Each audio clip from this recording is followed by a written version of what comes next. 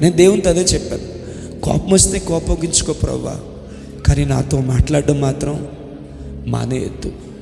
దైవజనుని ద్వారా ఒకసారి దేవుడు తీవ్రంగా హెచ్చరిస్తున్నప్పుడు దానిని కూడా సమ్మతించి ప్రేమతో అంగీకరించి సమ్మతి కలిగిన మంచి మనసుతో, యోగ్యమైన మంచి మనసుతో, కన్నీళ్ళతో దేవుని వాక్యాన్ని నువ్వు హత్తుకోగలిగినప్పుడు ఆమేన్, నీ తోటి వారందరికంటే కూడా నీ తలను దేవుడు హెచ్చుగా హెచ్చించి నీ ఎడల ఆయన తన కటాక్షమును, తన కనికరమును దేవుడు చూపుతాడు. తిరుగుబాటు మంచితనం కాదు, అది నష్టాన్ని కలిగిస్తుంది. ఇశ్రాయేలుకును వారి సంతతికి నీ తిరుగుబాటుతనం నష్టాన్ని కలిగించినట్లు కృపమ్మ గారు వినాలమ్మా, అది నష్టాన్ని కలిగిస్తుంది. ఆమేన్. ఇంతకుముందు చెప్పిన ఛానల్ క్రితం చెప్పిన ఒక మాట చెప్తాను, దైవజనుడు మీ ఎడల ప్రేమగా ఉండాలని కోరుకోకండి, దైవజనుడు మీ ఎడల కఠినంగా ఉండాలనే కోరుకోండి. మీ శ్రేయస్సు కోరి, మీ ఆశీర్వాదాన్ని కోరి దేవుని సేవకునిగా ఈ మాట చెప్తున్నాను. దైవజనుని యొక్క ప్రేమ కంటే కూడా దైవజనుని యొక్క కఠినమైన వైఖరి నీ జీవితానికి మిక్కిలి ఆశీర్వాదకరం అవుతుంది. ఆమేన్, హల్లెలూయా. బెసలేలు యొక్క కఠినమైన వైఖరే తుమ్మ చెట్టుని మహిమ కలిగిన మందసంగా మార్చింది. కుమ్మరి యొక్క వైఖరే జిగటమన్నుని ఉపయోగకరమైన యోగ్యమైన పాత్రగా మలుస్తుంది. శిల్పి యొక్క కఠినమైన వైఖరే ఆ రాయిని అద్భుతమైన శిల్పముగా మారుస్తుంది. దేవుని నామానికి మహిమ కలుగును గాక. ఆమేన్, హల్లెలూయా, హల్లెలూయా. కాబట్టి దాన్ని అంగీకరించగలగడం గొప్ప భాగ్యం. సో ఆదరణకరంగా నీ దగ్గరికి మాట వచ్చినప్పుడు నాతో దేవుడు మాట్లాడాడని చెప్పగలిగే నీవు చాలా కఠినంగా, ఎంతగా అంటే 10 మంది ముందు నీ పరుగు పోయేటట్లుగా నీ గుండెని బయటికి లాగేసినంత కష్టంగా దేవుని వాక్యం నీ వద్దకు వచ్చిన నువ్వు దాన్ని తీసుకోగలగాలి. ఎందుకో తెలుసా, దేవుడు ప్రేమ కలిగిన వాడు మాత్రమే కాదు, దేవుడు రోషము కలిగిన దేవుడు కూడా. హల్లెలూయా.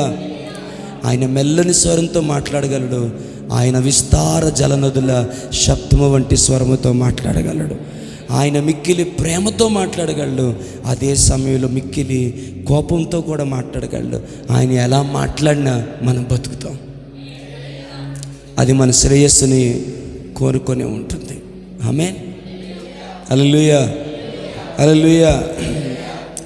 ఒకవేళ వాక్యం చెబుతుండగా మీలో ఎవరికైనా వాక్యం నా కొరకే అంటే నేను ప్రతిసారి చెప్పే మాట చెప్తున్నాను, అవును వాక్యము నీ కొరకే. దైవజనులు నన్నే టార్గెట్ చేశారంటావా? ఎస్, దైవజనులు మేము నిన్నే టార్గెట్ చేశారు.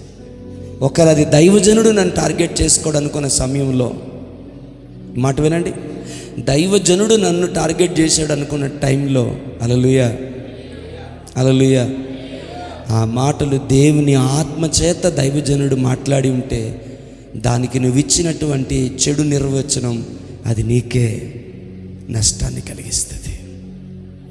ఆమేన్, హల్లెలూయా. ఏమైనా అర్థమైందా? ఇది కూడా కష్టంగా ఉంటే నేను చేయగలిగింది ఏమీ లేదు, వాక్యంలో ముందుకు వెళ్ళిపోవడం. సో ఎంతమందికి మన సబ్జెక్ట్ జ్ఞాపకంకు ఉంది? Don't become the enemy of your life your self. నీకు నీవే శత్రువుగా మారిపోవద్దు, నీకు నీవే నిన్ను నీవే శత్రువుగా చేసుకోవద్దు. హల్లెలూయా. మనకున్న శత్రువులు చాలు.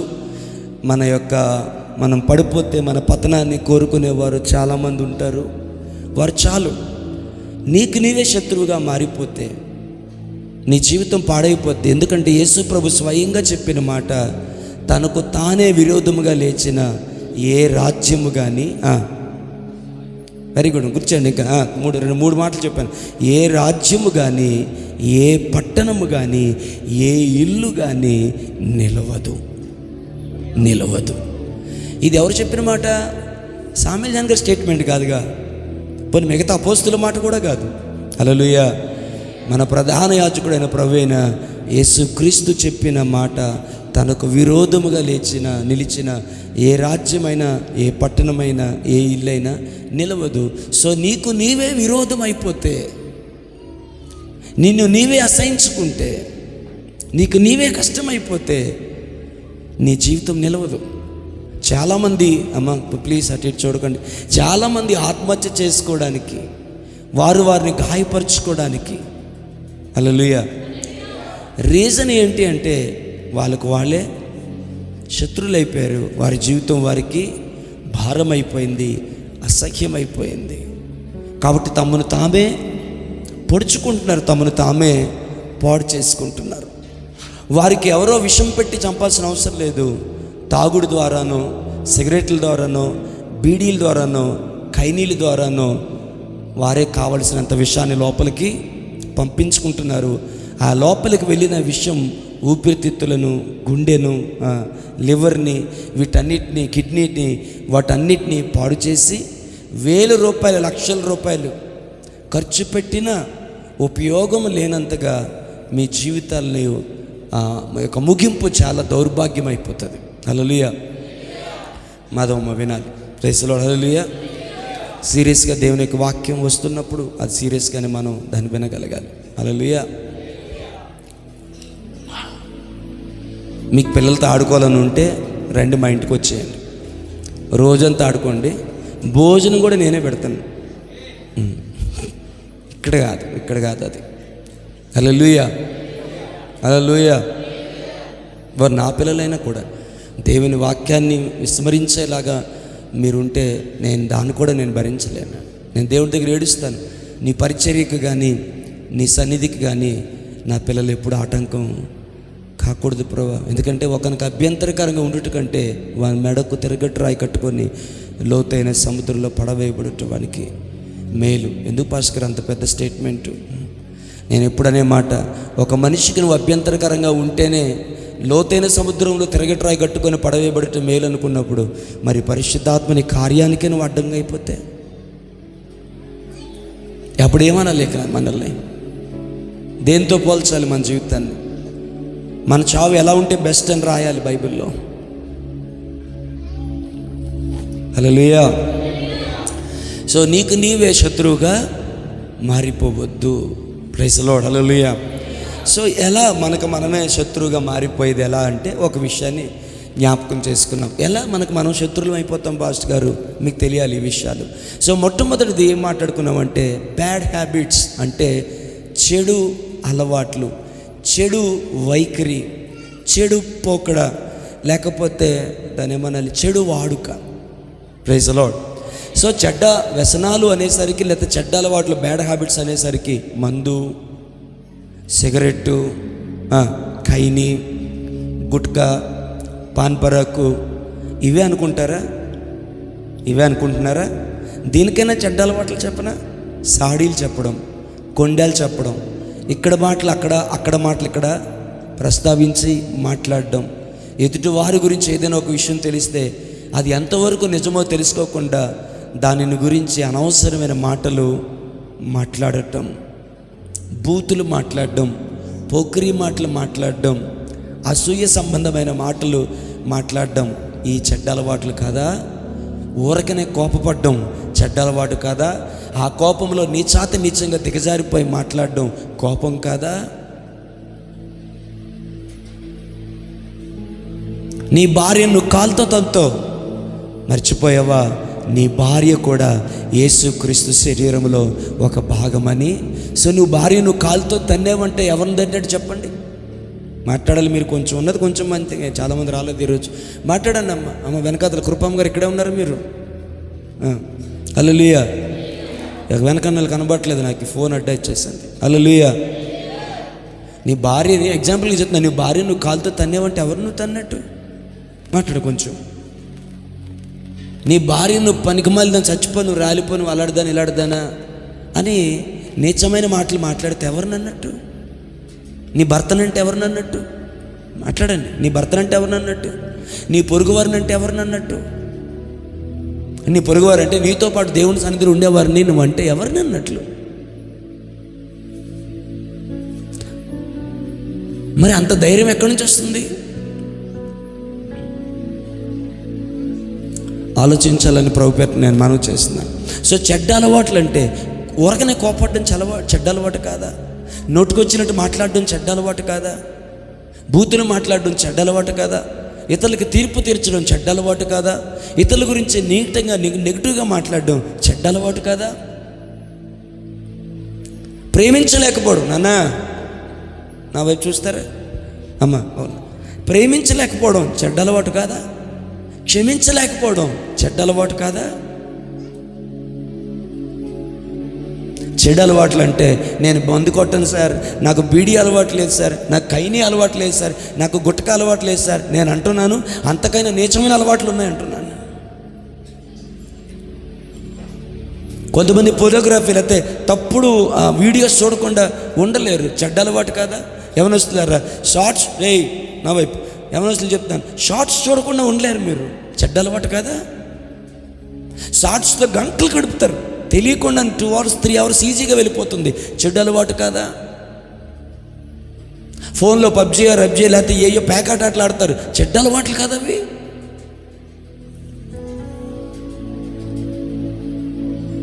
తాగుడు, సిగరెట్ వీటన్నిటికంటే కూడా అన్యాయంగా తీర్పు తీర్చడం కానీ, ఇతరుల మీద నింద మోపడం కానీ, చాడీలు చెప్పడం కానీ, కొండెములు చెప్పడం కానీ, ఇవన్నీ కూడా వాటికంటే కూడా చాలా తీవ్రమైన చెడ్డ అలవాట్లు. ఉండాల్సిన అలవాట్లు ఏంటో తెలుసా? ఆయన తన వాడుకు చొప్పున అనుదినము ఒలీవల కొండకు వెళ్ళి రాత్రంతయు తండ్రితో గడిపాడట. దానియేలు గురించి ఏమని రాయబడి ఉంటుంది?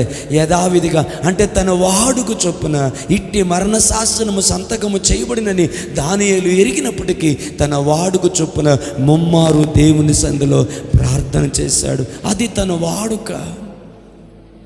దావీదుకు వాడుక దేవునిని ఆరాధించను, దేవుని కీర్తించను. దావీదు యొక్క వాడుక వేకుజాములో ఆయన సన్నిధిలో ప్రార్థనతో కనిపెట్టుకొని ఉండడం, ఆయన సన్నిధిలో ఆరాధించడం వాడుక. లేకపోతే అదే తనకి చక్కగా అలవాటయ్యింది. ఇలాంటి మంచి అలవాట్లు నీకు, నీ కుటుంబానికి దీవెనకరం అవుతాయి. ఈరోజు వాడబడుతున్న అనేక మంది దైవజనులు చెప్పే మాట విన్నాను నేను. మా తల్లిదండ్రులు వేకుజాములో మా కొరకు లెగిసి ప్రార్థన, కన్నీటి ప్రతిఫలం ఈరోజు మా జీవితాలు ఇలా ఉన్నాయి. హల్లెలూయా. నీవు కన్నీరు కార్చిన నాడు వారి జీవితాలు బాగోలేదేమో కానీ ఆ కన్నీటిని దేవుడు జ్ఞాపకం చేసుకున్న రోజు మాత్రం వారి జీవితాల్ని దేవుడు ఉన్నతంగా తీర్చిదిద్దుతాడు.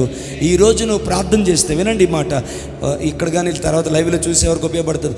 ఈరోజు నీ ప్రార్థన చూసి ప్రార్థనని అసహించుకునేవారు, కామెంట్లు చేసే నీ కొడుకులు, నీ కుమార్తెలు ఒకరోజు 100 మంది ముందు, 1000 మంది ముందు కన్నీళ్ళతో వారు చెప్పే సాక్ష్యం ఏంటో తెలుసా? నా కొరకు నా తల్లి కార్చిన కన్నీటి ప్రార్థన ఈరోజు నన్ను ఈ స్థితిలో ఉంచింది. నేను బ్రతికి ఉన్నానంటే ఆయన కృపలో నేను ఉన్నానంటే దానికి కారణం హల్లెలూయా దేవుని కృప. నా తల్లి యొక్క కన్నీరుగా నన్ను వెంబడించింది అని వారు సాక్ష్యం ఇస్తారు. ఈరోజు వారి జీవితాలు బాగోకపోవచ్చు.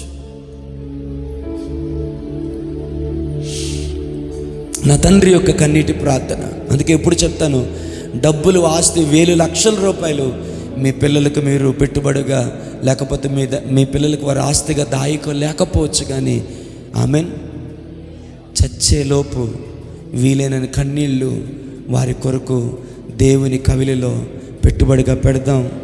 దేవుడు వాటి జ్ఞాపకం చేసుకున్న రోజున దేశం యొక్క ఉన్నతమైన స్థలములలో నీ సంతానాన్ని దేవుడు ఉన్నత పెడతాడు. దేవుని మహిమ కలుగును గాక. హల్లెలూయా. ఈ నిరీక్షణ మనల్ని సిగ్గుపరచదు. ఇలాంటి అలవాట్లు, వాక్యం చదివే అలవాటు, హల్లెలూయా. మరి వాక్యం అర్థమవుతుందా నాన్న? హల్లెలూయా. దుష్టుల ఆలోచన చొప్పున నడువక పాపుల మార్గం నిలవక అపహాసలు కూర్చున్న చోట కూర్చుండక. ఏం వాడుకగా ఉండాలి?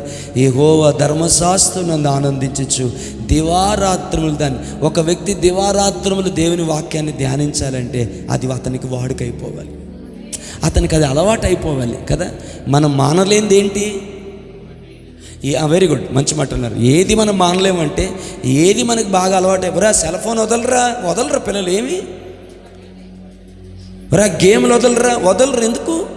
అలవాటు అయిపోయింది. హల్లెలూయా. ఒక్కరోజైనా ఆయన సన్నిధిలో కొన్ని గంటలైనా గడపకుండా ఉండకుండా గడపకుండా ఉండని జీవితాలు మన జీవితంలో ఉండకుండా ప్రార్థన మనకి వాడికైపోవును గాక, వాక్య ధ్యానం మనకి వాడిపైపోను గాక.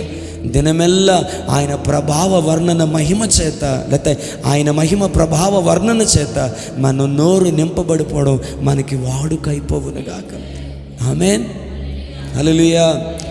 మన కన్నులకు కన్నీరు వాడుకైపోవును గాక, మన మోకాళ్ళకు ప్రార్థన వాడుకైపోవును గాక, మన గుండెకు నశించిపోతున్న పట్ల ఆత్మల పట్ల భారము వాడుకైపోవును గాక. హల్లెలూయా. వాక్య ధ్యానం వాడుకైపోవును గాక. అవి మంచి అలవాట్లు. కాబట్టి మొట్టమొదటి దీన్ని నువ్వే శత్రువుగా చేసుకునేది అంటే ఉదాహరణ చెప్తాను చూడండి, నా వైపు చూడండి. నువ్వు పాన్పరకు, లేకపోతే మీరు పాన్పరకు, లేకపోతే గుట్కాలు, ఖైనీలు, బీడీలు, మందు ఇవి తీసుకోవడం వల్ల మీ శరీరాన్ని మీరే పాడు చేసుకుంటున్నారు. ఎవరైనా దేవుని ఆలయాన్ని పాడు చేస్తే దేవుడు వాడిని పాడు చేస్తాడు. అది బైబిల్, అది సామెల్ జాన్ గారి స్టేట్మెంట్ కాదు, నా మీద గుర్రుగా చూడడానికి. అది వాక్యం, అది మారదాం. హల్లెలూయా. ఎలా పాడు చేసినా దేవుడు నిన్ను పాడు చేస్తాడు. హల్లెలూయా.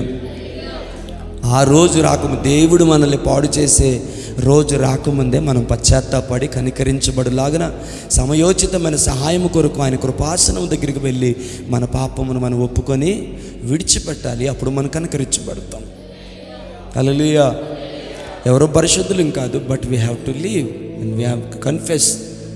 మనం దాన్ని ఒప్పుకొని విడిచిపెట్టగలగాలి. చూడండి, ఈ మాట ఎందుకు చెప్తానంటే, ఇలాంటి అలవాట్లు మన శరీరాన్ని పాడు చేస్తాయి. కానీ అబద్ధాలు, అసూయ మాటలు, బూతులు, సరసోక్తులు, కల్పన కథలు, ఇతరులకు తీర్పు తీర్చడం, చాడీలు చెప్పడం, ఇక్కడ మాటలు ఇక్కడ మాటలకు చెప్పడం, ఇవి పాడు చేసేది నీ శరీరాన్ని కాదు.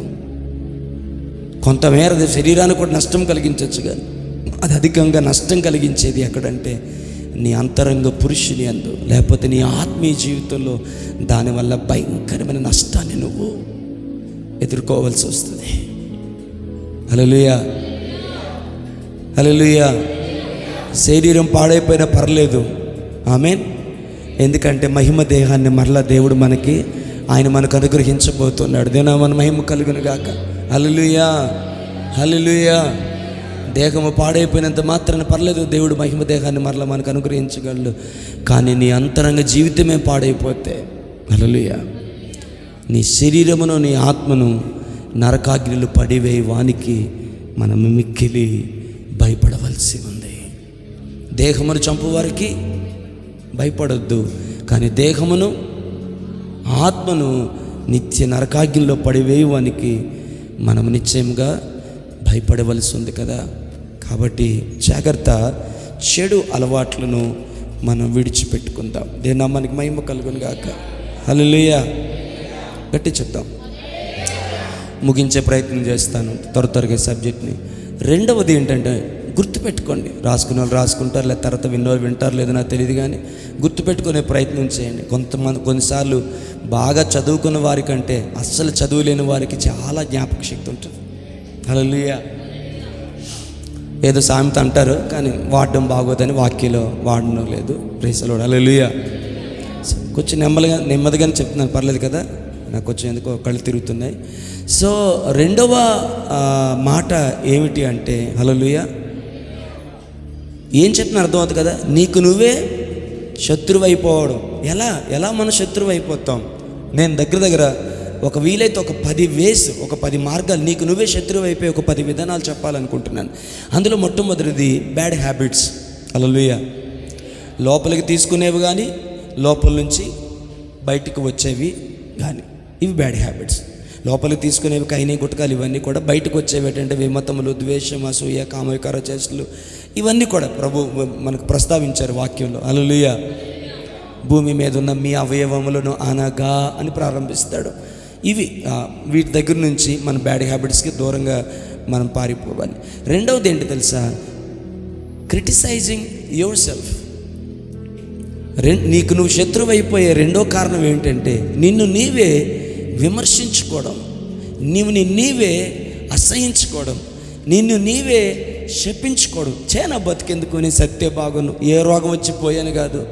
హే, ఇప్పుడు నీకు రోగం, మీలో కొంతమందికి చెప్తాను, ఇప్పుడు నీకు రోగం రావడానికి కారణం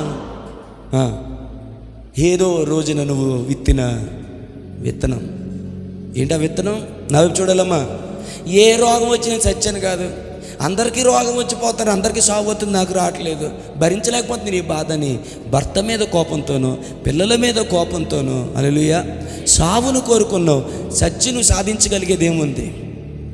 బ్రతికి ఆయన సన్నిధిలో హల్లెలూయా చచ్చే అంతలాగా నువ్వు మొరపెట్టగలిగితే, అనగా నీ రక్తము కారునంతగా నువ్వు మొరపెట్టగలిగితే హల్లెలూయా హల్లెలూయా. ఒకవేళ నువ్వు చావే కోరుకుంటే ఆయన మోకాళ్ళ మీద చచ్చిపో, ఆయన సన్నిధిలో కన్నీరు కారుస్తూ చచ్చిపో. నేను కావాలని వాడాను ఆ పదాన్ని. హల్లెలూయా హల్లెలూయా. ఎందుకో తెలుసా? ఆయన సన్నిధిలో నువ్వు చచ్చిపోతున్నా ఆయన మళ్ళీ తిరిగి నిన్ను బ్రతికించగలిగిన సమర్థుడు. కాబట్టి పిల్లల మీద కోపంతోనో, భర్త మీద కోపంతోనో, ఇతరుల మీద కోపంతోనో పొరపాటును కూడా నాకు ఏ రోగం వచ్చిపోయినా బాగున్నాను, ఏదో రోగం వస్తుందిలే, మీ వల్ల ఏదో ఒక రోజు ఏదో ఒక రోగం వస్తుందిలే, ఏ హార్ట్ అటాకో, ఏ షుగరో, ఏ బీపీయో, ఏ క్యాన్సర్ వచ్చి నేను పోతానులే, మీ వల్ల మనశ్శాంతి లేదు, ఆలోచించి ఏడిచి ఏదో ఒక రోజు వచ్చి ఏదో రోగం వచ్చి పోయేలా ఉన్నాను. నీకు నీవే ప్రవక్త అయిపోయి నీ మీద నీవే శాపవచనాలు పలుకుంటే హల్లెలూయా. ఒక మాట అంటాను, మీకు కొద్దిగా విచిత్రంగా ఉంటుంది. ఆశీర్వాదమైన ఆలస్యం అవుతుందేమో కానీ శాపము మాత్రము శీఘ్రముగా వచ్చును. అదే లాజిక్ పాస్టర్ గారు, లాజిక్ అంతే. ఆశీర్వాదం అన్న దేవుడు నిర్ణయించిన సమయంలో వస్తుందేమో కానీ శాపం మాత్రం నీకు ఎప్పుడు ఇద్దామా అని ఒకడు గుంటకాడు నక్కలాగా కాసుకొని ఉంటాడు. శాపవచనాన్ని నీవు పలకగానే ఇదిగో ఈ బిడ్డ శాపవచనాన్ని పలికి అట్టి శాపమునకు తానే హేతువవ్వగా, దేవా నువ్వు కాసేపు దూరంగా ఉండాల్సిందే. ఎందుకో తెలుసా? హల్లెలూయా. ఈ మాట వినండి, ఇంగ్లీష్లో అర్థమవుతుందేమో. నిన్ను నువ్వు శపించుకోనుట ద్వారా నిన్ను నీ కుటుంబాన్ని పాడు చేయడానికి సాతానికి నీవు లీగల్ పెర్మిషన్ ఇస్తున్నట్టు.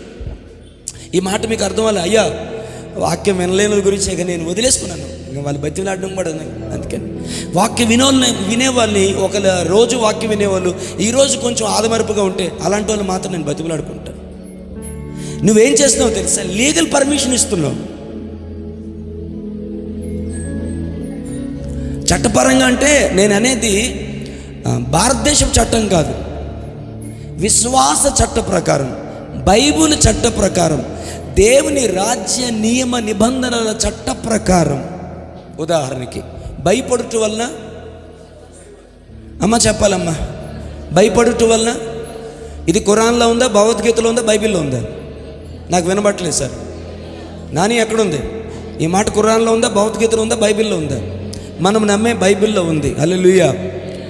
భయపడుట వలన ఉరి వచ్చును. పోనీ ఇంకో మాట మీకు అర్థమయ్యేలా చెప్పనా? యోబు మీదకి శ్రమ ఓరకన నిర్నిమితంగా వచ్చింది అనుకుంటున్నారా?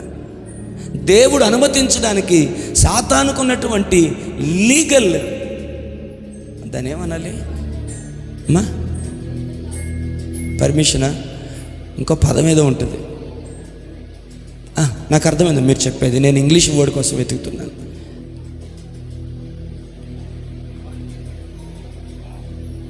అధికారమా,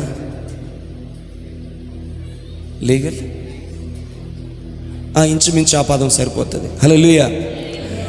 సాతానుడు యోబును పరీక్షించడానికి, సాతానికి పెర్మిషన్ దొరకడానికి సాతానుకున్న లీగల్ రైట్ ఏంటో తెలుసా? చట్టపరమైన, అనగా న్యాయబద్ధమైన, ఇంకొంచెం మంచి మాట ఏంటంటే న్యాయబద్ధమైన హేతు, అధికారం ఏంటో మీకు తెలుసా? వింటున్నారా? అర్థమవుతుందా? యోబు అన్నాడు, ఏమి సంభవించునని నేను మిక్కిలి భీతిల్లేనో అదే నా మీదకి వచ్చింది. బైబిల్ చెప్తుంది, భయపడుట వలన ఉరి వచ్చును, యెహోవా యందు నమ్మికుంచేవాడు సురక్షితంగా ఉండు. నువ్వు భయపడటం వల్ల సాతానికి నువ్వు ఇస్తున్న లీగల్ రైట్ ఏంటంటే నీ భయమును ఆధారం చేసుకొని నీ జీవితాన్ని పాడు చేయడానికి నువ్వు సాతానికి చట్టపరమైన లేకపోతే న్యాయపరమైన హేతువును నీవు కలుగు చేస్తున్నావు. అందుకనే కొన్నిసార్లు సాతానుడు నీ జీవితంలో నాశనాన్ని తలపెడుతున్నా ఎందుకు దేవుడు చూసి చూడలేనట్టు ఉండిపోయాల్సి వచ్చిందంటే సాతానికి ఒక లీగల్ రైట్ దొరికింది.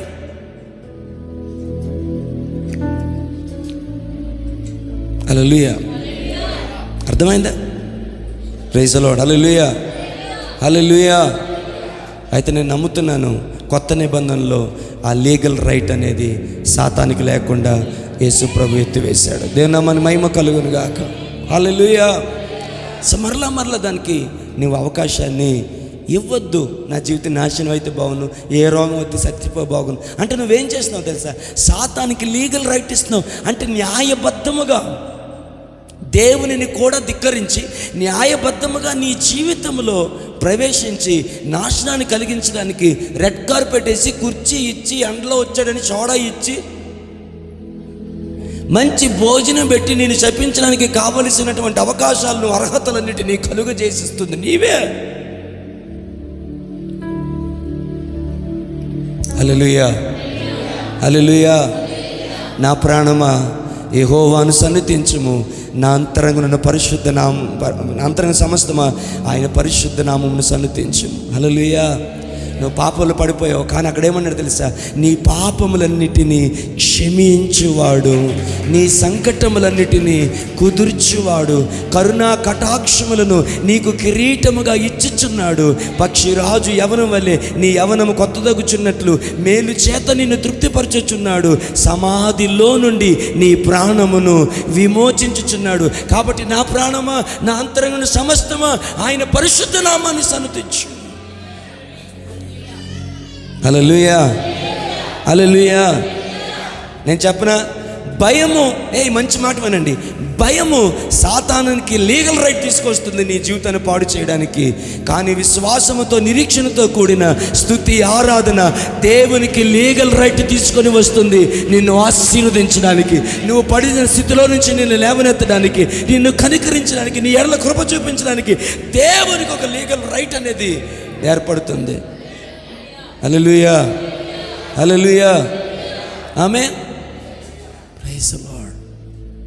ఇది ఈ లోతు, ఈ మాట అర్థమవుతుందేమో కానీ ఈ లోతు కొంతమందికి అర్థం అవడం చాలా కష్టం. వాళ్ళ మొక్కలు చూస్తే నాకు అర్థమవుతుంది, వీళ్ళకేం అర్థం అవ్వలేదు కానీ కొంతమంది మొక్కలు చూస్తే. Praise the Lord. నీ మీద దాడి చేయడానికి సాతాను కొన్నిసార్లు మనం అంటాం దేవుడు తోడుగా ఉన్నాడు, దేవుడు నీడగా ఉన్నాడు, దేవుడు కాపుదల ఉన్నాడు. మరి సాతాను ఎంత బాధ కలిగేస్తుంటే, ఇంత నష్టాన్ని కలిగిచేస్తే దేవుడు ఏం చేస్తున్నాడు నీకు అర్థం కావట్లేదు. దేవునిని కూడా దాటి నీ జీవితంలో నాశనాన్ని కలుగు చేయడానికి వాడికి నీవే లీగల్ రైట్ ఇస్తున్నావు. By criticising yourself, by cursing yourself, నిన్ను నీవే శపించుకోవడం వల్ల, నిన్ను నీవే తిట్టుకోవడం వల్ల, నీ మీద నీవే శాపనార్థాలు పలకడం వల్ల అపవాదికి ఒక లీగల్ రైట్ నువ్వు ఇస్తున్నావు నీ జీవితాన్ని నాశనం చేయడానికి.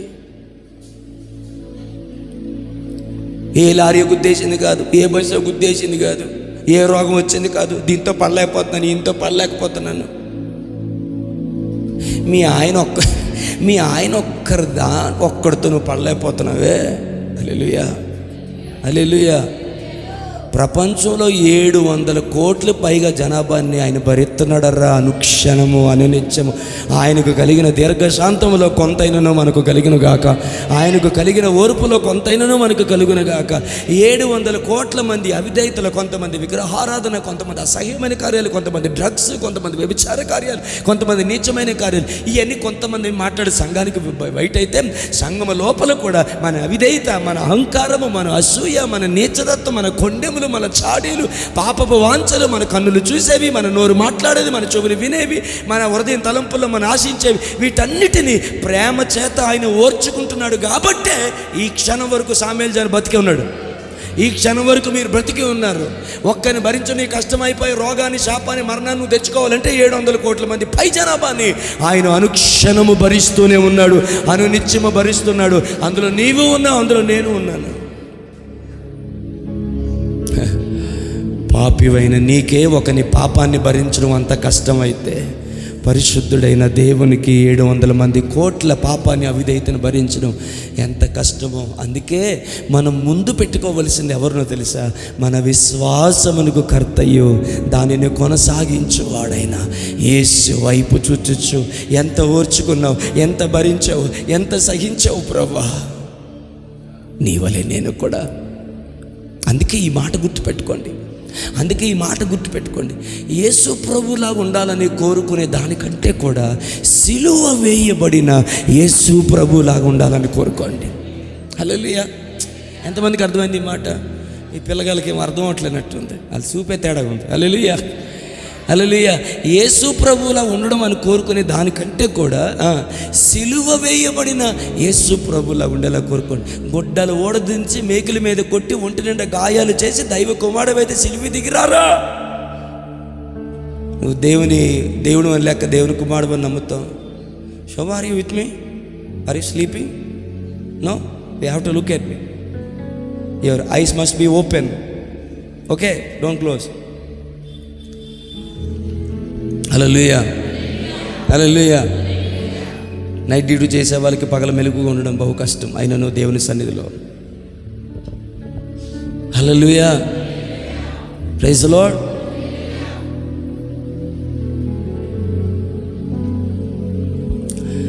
సో నేను చెప్పొచ్చేది ఏంటో తెలుసా? నిన్ను శపించుకోవద్దు, నిన్ను నీవే నిందించుకోవద్దు.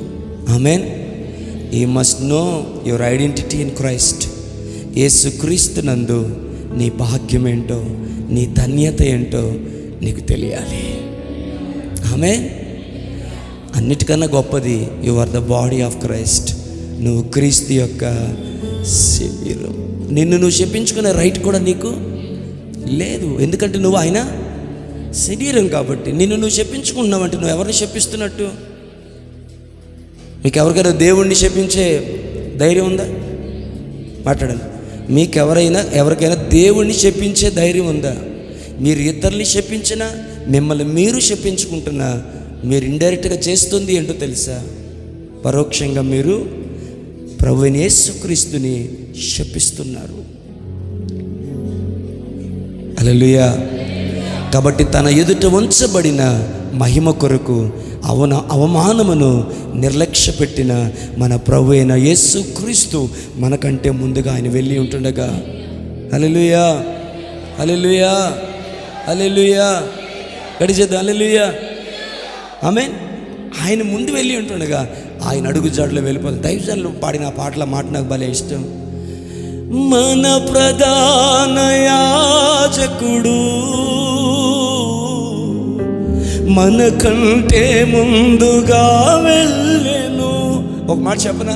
ఆయన వెళ్తూ మామూలుగా వెళ్ళిపోలేదు, తన అడుగు జాడలను విడిచిపెట్టి వెళ్ళాడు, తన రక్తపు మరకలను విడిచిపెట్టి వెళ్ళాడు, రక్తసిక్తమైన తన అడుగు జాడలను విడిచిపెట్టి వెళ్ళాడు. ఎందుకో తెలుసా? ఆ అడుగులలో మనము కూడా అడుగు వేసుకొని వెళ్ళడానికి. ఆయనకు ఎదురైన నిందలే మనకు ఎదురవుతాయి, ఆయనకు ఎదురైన బాధలే మనకు ఎదురవుతాయి, ఆయనకు ఎదురైన మాటలే మనకు ఎదురవుతాయి. అయితే మనకంటే ముందు వెళ్ళిపోయిన మన ప్రధాన యాజకుడైన యేసు వైపు మాత్రమే చూచుచు మన విశ్వాసంలో మనం ముందుకు కొనసాగిపోదాం. హల్లెలూయా, హల్లెలూయా, ఆమేన్. ఆయనతో కూడా సిలువ వేయబడి, ఆయనతో పాటు ప్రతి పెట్టబడి, ఆయనతో పాటు తిరిగి లేచిన మనము, ఆయనతో పాటు సింహాసనమందు కూర్చుండ పెట్టబడిన వారము మనం. రాజులైన యాజక సమూహము, ఏర్పరచబడిన వంశం, పరిశుద్ధ జనాంగము, దేవుని సొత్తు, దేవుని ఆస్తి మనం. నాకు ఏ ఆస్తి లేదు, అవసరం లేదు, నువ్వే యేసయ్య ఆస్తి. అసలు నువ్వే దేవుని ఆస్తి అయితేను.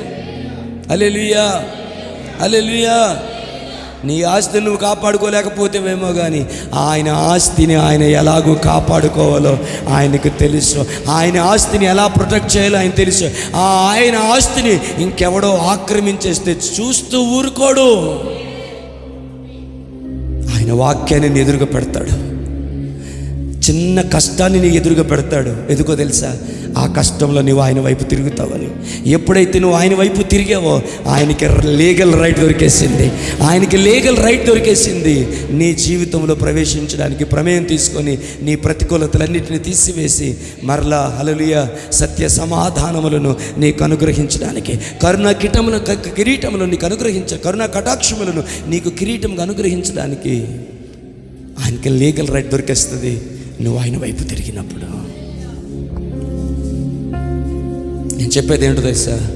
Don't curse your self. నిన్ను నీవే శపించుకోవద్దు, తిట్టుకోవద్దు, ఏ రోగాన్ని అనుమతించొద్దు. ఒకవేళ మీలో ఎవరైనా మీరు అలా అనుమతించడం వల్లే, అమ్మ మీలో కొంతమంది వింటలేదని నటిస్తున్నారని నాకు తెలుసు, నేను మిమ్మల్ని తీర్పు తీర్చట్లేదు, కానీ ఏదో ఒకటి మాట్లాడి మిమ్మల్ని బాధ పెట్టను. దేవుని సొంత వాక్యాన్ని సరిగ్గా వింటారో లేదనేది మీ విజ్ఞతకు వదిలేశాను. నేను మీకును దేవునికి నేను వదిలేశాను ఆ విషయాన్ని. హల్లెలూయా. సో నిన్ను నీవే విమర్శించుకోవటం ద్వారా నీకు నీవే శత్రువు అయిపోవద్దు, నిన్ను శపించుకోవద్దు. ఒకవేళ నేను చెప్తున్నాను, ఈరోజు నువ్వు రోగాన్ని అనుభవించడానికి, మా లక్ష్మమ్మ గారమ్మా రాత్రి పడుకోలేదమ్మా, ప్లీజ్ అమ్మా ప్లీజ్ నన్ను క్షమించాలి, మెలకువగా ఉండండి, వాక్యం వినండి, వాక్యం వినండి. అదొక మాయ రోగం, ఒకరి నుంచి ఒకరికి వచ్చింది. మళ్ళీ సాతాను అడ్డు పెడుతున్నాడా ఈ స్టేట్మెంట్కి? లేదు, నేను చెప్పి తీరుతాను. హల్లెలూయా. ఈరోజు నువ్వు అనుభవిస్తున్న రోగానికి కారణము ఏ రోజు నీ మీద నీవు పలికిన శాపపు వచ్చిన కారణమేమో. హల్లెలూయా, హల్లెలూయా. ఒకవేళ ఆ విషయంలో ప్రభు పాదాలు పట్టుకుంటే నువ్వు క్షమించబడతావేమో, కనికరించబడతావేమో, నీ రోగము నిన్ను విడిచిపెట్టి వెళ్ళిపోతుందేమో, నీ బలహీనత నిన్ను విడిచిపెట్టి వెళ్ళిపోతుందేమో, ఆరోగ్యము మరలా నీకు కలుగు చేయబడుతుందేమో, స్వస్థత శీఘ్రంగా నీ వద్దకు వస్తుందేమో. కాబట్టి హల్లెలూయా, నువ్వు పలికిన శాపనార్థాలు ఏమైనా ఉంటే నేను కోరుకుంటున్నాను, నీకు నాకును ప్రభువే జ్ఞాపకం చేయను గాక, ప్రభువే జ్ఞాపకం చేయను గాక. ఎందుకు ప్రభు ఎంతకీ పోవట్లేదు, ఎందుకు పోవట్లేదు అంటే నువ్వు లీగల్ రైట్ ఇచ్చావు. ఎవరికి? అపవాదికి. ఎందుకంటే బాధించడానికి, బాధ పెట్టడానికి. ఆమేన్. బైబిల్లో మీకు స్తోత్రం తెలుసా? నా వైపు చూస్తారా? ఎక్కుతుందా ఏమైనా వాక్యం? హల్లెలూయా. ఇశ్రాయేలు ప్రజలు దేవునికి మొరపెట్టనంత కాలం వారు చెరలోనే ఉన్నారు, వారు బానిసలుగానే ఉన్నారు. కానీ ఆ బానిసత్వపు యొక్క బాధను వారు భరించలేక దేవుని వైపు తిరిగిన ప్రతిసారి కూడా దేవుడు వారి కొరకు అభిషేకం కలిగిన రక్షకుడిని ఆయన పంపిస్తూనే వచ్చాడు. పాత నిబంధనలో చూస్తున్నాం. నేనేమన్నా తెలుసా? ఆయన సన్నిధిలో మనం పశ్చాత్తాపపడి క్షమాపణ కోరుకోనంత కాలము మనము ఈ బాధను భరించాల్సి ఉంటుందేమో. ఒక్కసారి ఆయన వైపు చూస్తే పాత నిబంధనలు అభిషేకించబడిన రక్షకుని పంపించాడేమో, ఎవరో ఒక సేవకుడిని పంపించాడేమో, కానీ ఆయన తన వాక్కును పంపి నిన్ను స్వస్థపరుస్తాడు. నువ్వు పడిన గుంటలో నుంచి నిన్ను లేవనెత్తుతాడు, నీ పాదములు స్థిరపరిచి, హల్లెలూయా, ఆయనే నిన్ను బలపరుస్తాడు. అప్పుడు పాడదు కానీ బలపరచువాడవు, స్థిరపరచువాడవు, హెచ్చించువాడవు, ఘనపరచగలిగిన వాడవు, పడిపోయిన చోటే నిలబెట్టగలిగిన వాడు అని అప్పుడు నీ జీవితంలో అనుభవించిందని నువ్వు పాడదు. కానీ అందరూ పాడారు, పాట బాగుందని కన్నీళ్ళు గారిచి ఏమైనా చేయగలవు, వర్కౌట్ అవ్వదు, పని చేయదు. అందరికన్నా నువ్వు ఎక్కువ వేడి చేసి పాడినా నీ పని చేయదు అది. Amen. Hallelujah. Praise the Lord. మనం ఆయన వైపు తిరిగితే ఆయన మన వైపు తిరుగుతాడు. Praise the Lord. హల్లెలూయా. దేవుని అమ్మని మహిమ కలుగును గాక. Praise the Lord. ఆయన నోటిగా మనల్ని చేస్తాడు. ఆయన కోల్పోయిన సమస్తాన్ని మనకు అనుగ్రహిస్తాడు. హల్లెలూయా, హల్లెలూయా. పేతురు బైబిల్ ఏమంటుందంటే ఒట్టు పెట్టుకుని ప్రారంభించని ఉంటుంది కదా. పేతురు నాకు తెలియదు యేసుప్రభు ఎవరో అన్నప్పుడు ఇంగ్లీష్లో ఏం రాసాడో తెలుసా? నాకు భయం వేసింది. Then he began to curse and swears. ఇంగ్లీష్లో ఏం రాశాడంటే తన మీద ఒట్టు పెట్టుకోవడం మాత్రమే కాదు, నిజంగా ఆయన నాకు తెలుసు అనేది నిజమైతే నేను నాశనం అయిపోదును గాక అని శపించుకున్నాడంట. తన మీద శపించుకున్నాడంట, తన మీద. హల్లెలూయా, హల్లెలూయా. కానీ నాకు తెలీదు ప్రభువు లేచే సమయం వరకు పేతురు ఎంత పశ్చాత్తాపడి ఉంటాడో, ఎంత ఏడ్చుంటాడో, ఎంత కన్నీరు కార్చాడో. అవతలికి పోయి పశ్చాత్తాపడ్డాడు, బాధపడ్డాడని మాత్రమే ఒక మాట మనకు కనబడుతుంది. కానీ ఎంత పశ్చాత్తాపడి ఉంటాడంటే, ఆమేన్, దేవుని కనికరము తన మీదకి దిగి వచ్చేలాగన. ఎలా అంటే యేసుప్రభు లేచిన తర్వాత ఆయన లేచినని, లేకపోతే నేను లేచానని శిష్యులకును పేతురుకును ఆ విషయాన్ని తెలియచేయండి అన్నాడు. హల్లెలూయా. పేతురు ప్రభు దగ్గరికి రాలేదు సుమి. ప్రభువే మరలా పేతురు దగ్గరికి వెళ్ళి ఈ పక్కన వల వేయండి అన్నాడు. గొప్ప చేపలు పడేసరికి అతడు ప్రభువు సుమి అన్న మాట వినబడగానే తన దిగంబరత్వాన్ని కాపాడుకోలేక సముద్రంలో గెంతేశాడు. పేతుని పిలిచి ప్రభు అడిగాడు, పేతురు, నువ్వు నన్ను ప్రేమిస్తున్నావు? ఎవరిని అడుగుతున్నాడు ఆయన? మీకు ఆశ్చర్యం వేస్తుంది లేదు, కానీ నాకు భలే అనిపిస్తుంది. సరదాగా అడిగాడు అనుకుంటున్నాడు ఆయన, టైంపాస్ కోసం అడిగాడు అనుకుంటున్నారు. నేను అంటాను, ఆ ప్రశ్న పేతురు ఎలా ఎదుర్కొన్నాడో తెలియదు, కానీ ఆ ప్లేస్లో నేనుంటే మాత్రం, నువ్వంటే ప్రాణం, నువ్వు లేకుండా ఉండలేను. కానీ ఆ పరిస్థితిలో వాళ్ళని చంపేస్తారేమని భయపడి అబద్ధం ఆడాను. ఈ రీజన్ ఏమి ఆయన అడగట్లే. నన్ను ప్రేమిస్తుంది నిజమైతే నన్ను ఎరుగు నేను ఎందుకు అబద్ధం చెప్పాను కూడా అడగలేదు. నేనైతే అడిగేస్తాను, పేతురు నన్ను ప్రేమిస్తున్నావా? ప్రేమిస్తున్నా, నా గొర్రెలు కాయ. పేతురు నన్ను ప్రేమిస్తున్నావా? ఆయన ఎరుగునని వదిలేసి వెళ్ళిపోయిన వాడిని పిలిచి మరి ఆయనకి బాధ్యత అప్పచెప్పాడు నా ప్రభువైన యేసుక్రీస్తు. చేపలు కొట్టి దేవుని మహిమపరుద్దాం. అర్థమైందా? ఆయన ఎరుగునని ఆయన వద్దనుకొని వెళ్ళిపోయిన వాడిని మళ్ళీ ఆయనే వెళ్ళి ఆయనే పిలిచి ఆయనే కార్యం చేసి మళ్ళీ ఆయనే అడిగి నన్ను ప్రేమిస్తున్నావని తన లోపల దాగి ఉన్న ప్రేమను వెలుపలకు తీసి మరీ ఆయన ఒక ఉన్నతమైన బాధ్యతను పేతురుకు అప్పగించాడు. ఈ కృప సామ్యుయేలు కలుగునుగాక, ఈ కృప మీ అందరికీ కలుగునుగాక. నేను చాలా లోతుగా మాట్లాడిన ఈ పదాన్ని, ఈ కృప మీ అందరికీ కలుగునుగాక. హల్లెలూయా, హల్లెలూయా. కాబట్టి మీకు మీరే శత్రువు అయిపోయేది ఎలా అంటే, మిమ్మల్ని మీరు తిట్టుకోవడం వల్ల, మిమ్మల్ని మీరు అసహించుకోవడం వల్ల, మిమ్మల్ని మీ మీద మీరు శాపనార్థాలు పలకడం వల్ల, రోగాన్ని పలకడం వల్ల. దీనికి ఎప్పటికప్పుడు తెలుస్తుందిలే. నాకు ఏదో రోగం వచ్చి మంచాన్ని పడతాను కదా, అప్పుడు తెలుస్తుంది నా కష్టం ఏంటో. దీనికి వద్దయ్యా. హల్లెలూయా, హల్లెలూయా, హల్లెలూయా. ఏ కష్టం నీకొద్దు. ఆమేన్.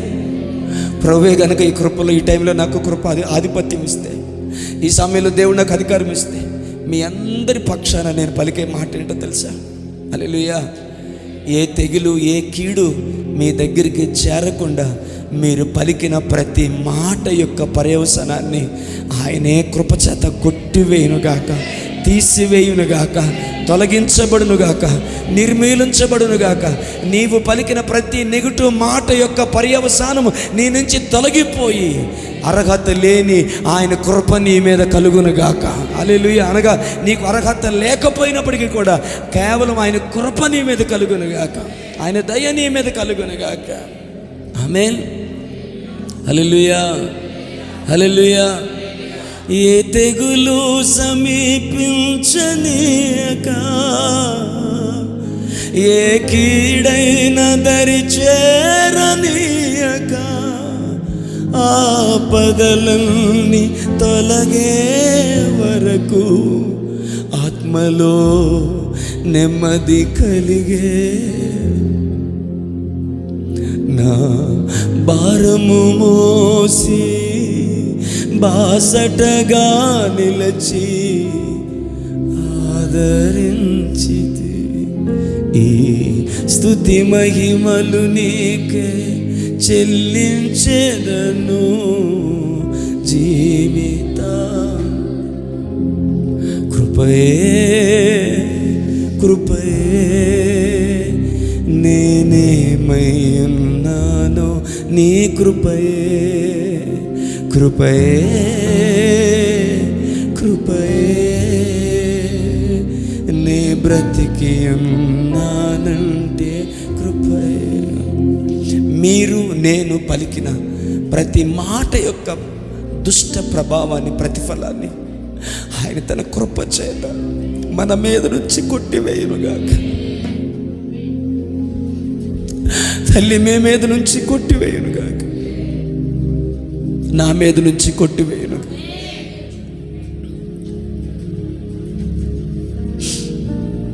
హల్లెలూయా, హల్లెలూయా, హల్లెలూయా. దీవించబడుతున్నారని నమ్ముతున్నాను. కొందరికి ఇక్కడ వాక్యం నచ్చట్లేదట, కొందరికి ఇక్కడ ఆరాధన నచ్చట్లేదంట, కొందరికి నేను సేవ చేసే పద్ధతి నచ్చట్లేదంట. అది వారి ఇష్టం. దేవుడు నాతో మాట్లాడుతున్నాడు అయ్యా అన్న వారు మాత్రం దేవునికి స్తోత్రాన్ని తెలియచే. హల్లెలూయా, హల్లెలూయా, హల్లెలూయా. చాలా బరువెక్కిన గుండెతో ఈ మాట పలుకున్నాను. మీరు పలికిన ఏ మాట యొక్క దుష్ప్రభావం మీ మీద ఉండకుండా తొలగించబడాలని ఆయన కృపను వేడుకుంటున్నాను, ఆయన కనికరాన్ని వేడుకుంటున్నాను, ఆ దయను వేడుకుంటున్నాను.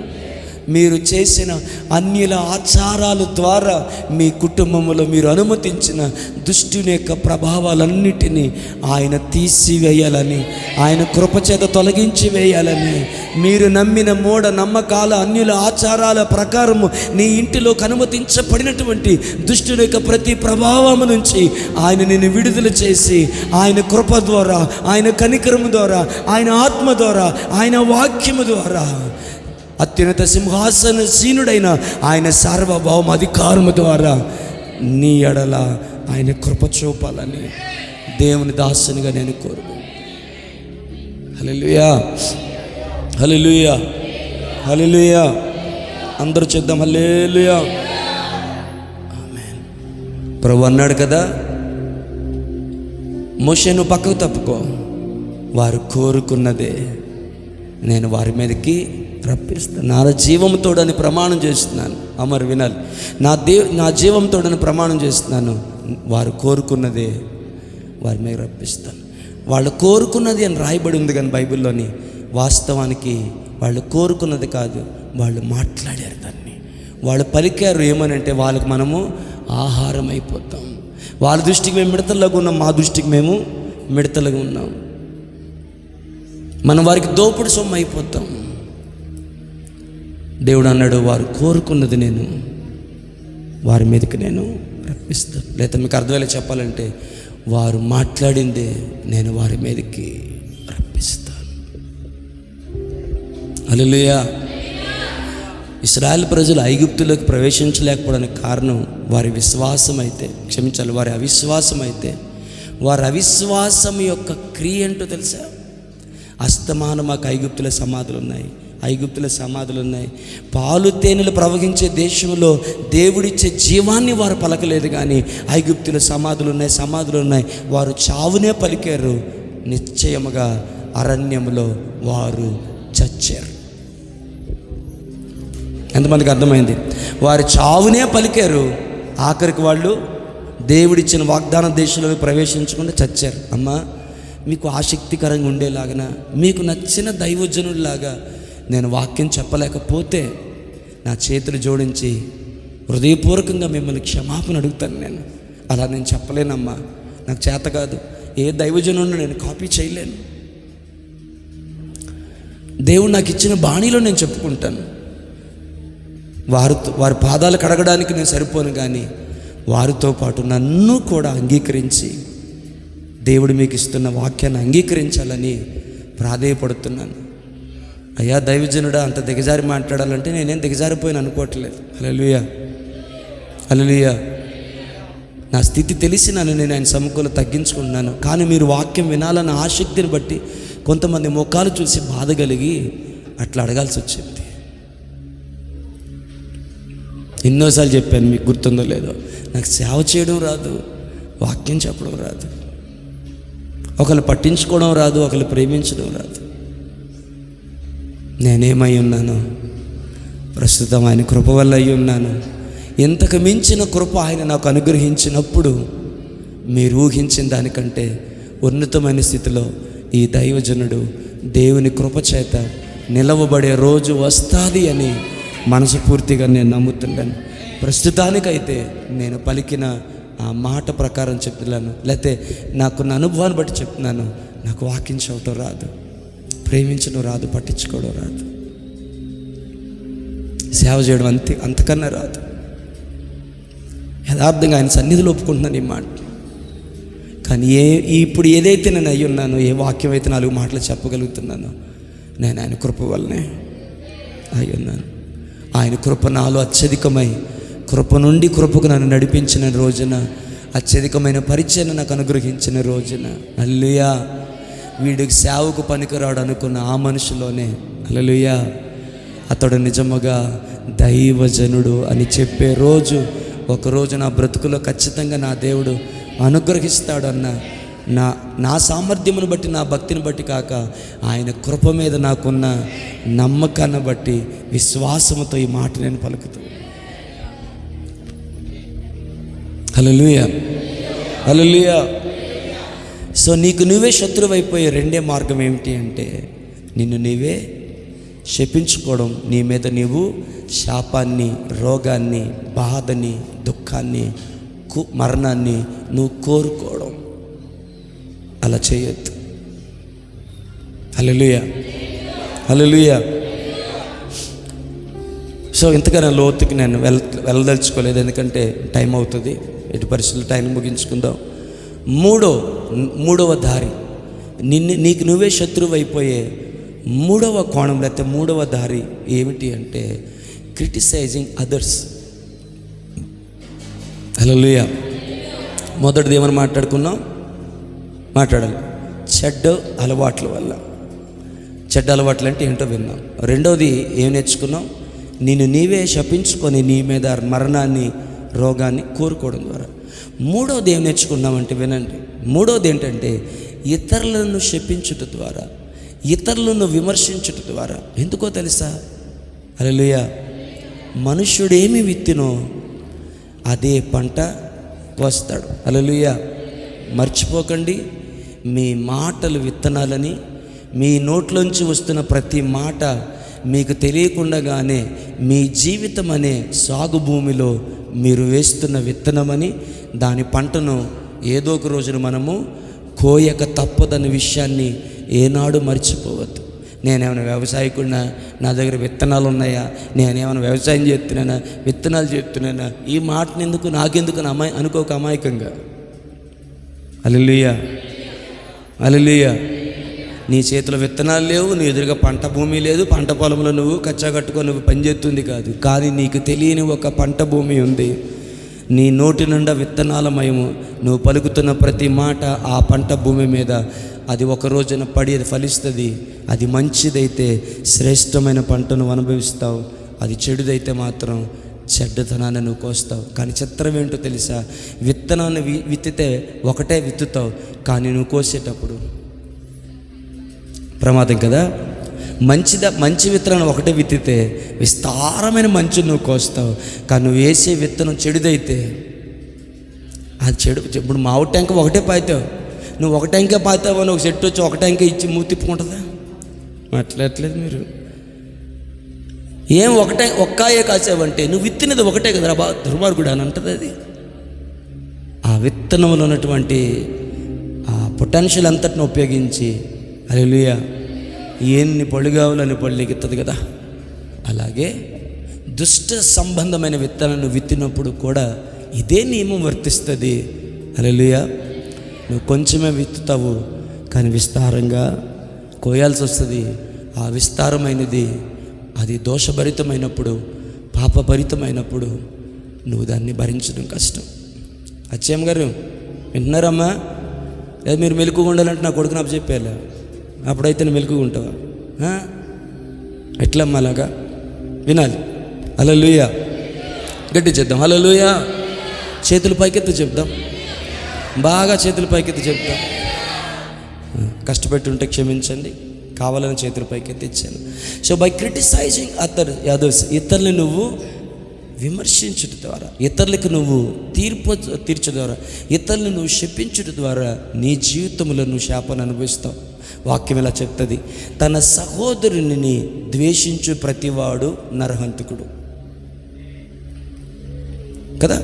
కొండ మీద ప్రసంగం మనకు తెలుసు. మత్తయి సువార్త 5-6 అధ్యాయాల ఆ యొక్క బోధనలో. హల్లెలూయా. నరహంతకుడు ఎవరు? తన సహోదరుని చూసి ద్వేషించువాడు నరహంతకుడు. హల్లెలూయా. నరహంతునికి శిక్ష ఏమిటి? మాట్లాడండర్రా, మీ నోట్లో తేనె పోయా మాట్లాడండర్రా. నరహంతునికి శిక్ష ఏమిటి? లోక సంబంధంలో నరహంతునికి శిక్ష అనగా అయితే యావజ్కి జీవ కారాగార శిక్ష కానీ, లేకపోతే ఉరి శిక్ష కానీ. హల్లెలూయా, హల్లెలూయా. కానీ వాక్యానుసారంగా నరహంతునికి శిక్ష ఏంటి? భయంకరమైన తీర్పు, నిత్య నరకం. నరహంతకులను వ్యభిచారులు ఉండే చోటు అంటాడు.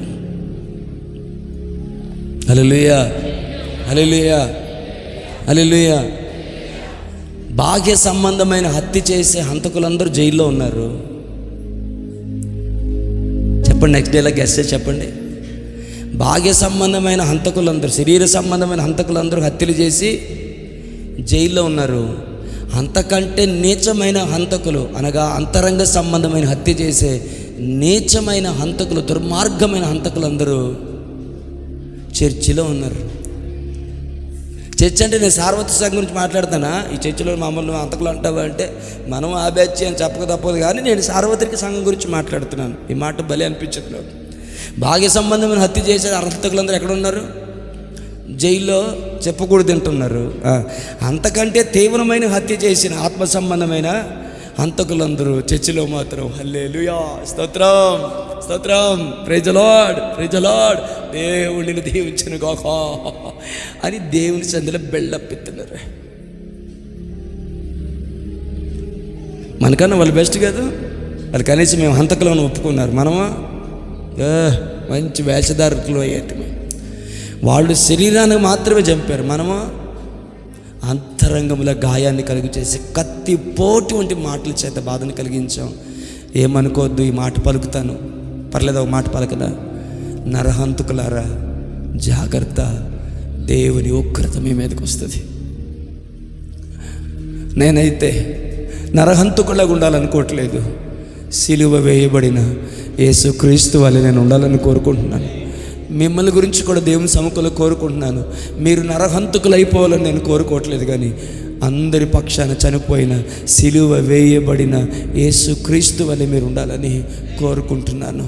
ఒకవేళ నరహంతకులు ఉంటే కనుక దేవునికి దాసుని యొక్క ఈ పిలుపు నీ మనసులో గుచ్చుకుంటే, నరహంతకులారా పశ్చాత్తాపడవ,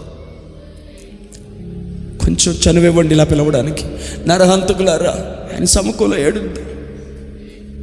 మన చేతులు రక్తాపరాధంతో ఉంటే మనము చేతులెత్తుట సాయంకాలపు నైవేద్యం వలె దేవునికి అంగీకారముగా ఉండదు. చేతులు రక్తాపరాధంతో నింపబడిన వాడట దేవుని ఆలయాన్ని, దేవుని పరిచర్యను కట్టలేడట. దావీదు లాంటోడే దేవుడితో ఏమన్నాడంటే, నీ చేతులు రక్తంతో నింపబడి ఉన్నాయి కాబట్టి నువ్వు దేవుని మందిరాన్ని కట్టలేవు, కానీ నీ కుమారుడైన సొలొమోను కడతాడని దేవుడు చెప్పాడు. నేనే కోరుకుంటున్నాను, మన పిల్లలు కాదయ్యా, మనమే దేవుని మందిరాన్ని కట్టేవారుగా ఉండాలి. మన పిల్లలు కూడా దేవుని మందిరాన్ని కట్టేవారుగా ఉండాలి. దేవుని పరిచర్యను కట్టేవారుగా ఉండాలి. దేవుని రాజ్యానికి కట్టేవారుగా ఉండాలి. ఆ కృప మనకు కలగాలంటే నిర్దోషమైన చేతులెత్తి, పవిత్రమైన చేతులెత్తి దేవునికి ప్రార్థన చేయవారిలో మనము కూడా ఉండాలి. అంటే నీ కొరకు కలువరి శిలువలో వేలాడిన ఆయన చెయ్యి మీద నీ చెయ్యి పెట్టి, ఆయన రక్తము నీ చేతికి తగలగా, దేవా నా చేతుల రక్తాపరాధాన్ని క్షమించండి, నేను నరహంతకుడిగా ఉండాలనుకోవట్లేదు, శిలువ వేయబడిన యేసుక్రీస్తులాగా నేను ఉండాలని కోరుకుంటున్న వాళ్ళు, ఆశపడే వాళ్ళు ఉంటే గనక మీకు టైం ఇస్తాను. నేను ఆయన సన్నిధిలో పశ్చాత్తాపడి వెళ్దాం, చేతులు కడుక్కొని వెళ్దాం. ఈరోజు ఎంతమంది ఎస్ పాస్టర్ గారు ఐఎమ్ రెడీగా, నేను రెడీగా ఉన్నాను, మీరు అవకాశం ఇస్తే ఆయన దగ్గర ఏడవాలని ఉందని వాళ్ళు ఎంతమంది ఉన్నారు? ఎంతమంది మీ చేతులు కడుక్కోవడానికి ఈరోజు సిద్ధంగా ఉన్నారు?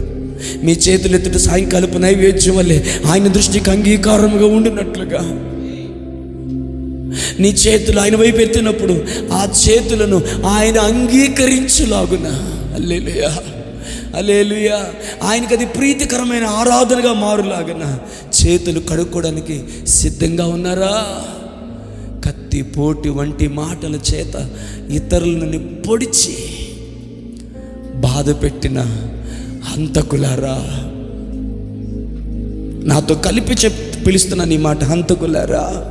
అది భర్త కావచ్చు, భార్యని కావచ్చు, పిల్లలు కావచ్చు, దైవజనుడు కావచ్చు, దైవ సేవకురావులు కావచ్చు, నీ పొరుగు వారిని కావచ్చు, అత్తమామలు కావచ్చు, ఆడపడుచులు కావచ్చు, కోడలు కావచ్చు, ఎవరినైనా కావచ్చు, ఆఖరికి నిన్ను మిక్కిరి బాధ పెట్టిన వారిని కావచ్చు, కత్తిపోటి వంటి మాటల చేత వారి మనసును నొప్పించి నీ ఆక్రోశాన్ని, నీ పగను తీర్చుకున్న దౌర్భాగ్యపు నీచ స్థితి నీలో ఉంటే, ప్రభువు నీకు జ్ఞాపకం చేస్తూ ఉంటే, can you cry out loud? ఆయన సన్నిధిలో బిగ్గరగా ఏడవగలవా? నా చేతుల రక్తాపరాధాన్ని కడిగివై ప్రభువా. ఆ రోజు దావీదు చేతుల్ని కడగడానికి శక్తివంతమైనది ఏదీ లేదేమో కానీ, ఈరోజు నీ చేతులు కడగడానికి వధింపబడిన దేవుని గొర్రె పిల్ల అయిన యేసుక్రీస్తు రక్తము ప్రధాన యాజకుడైన ఆయన చేతిలో ఇప్పటికీ శక్తి కలిగినదై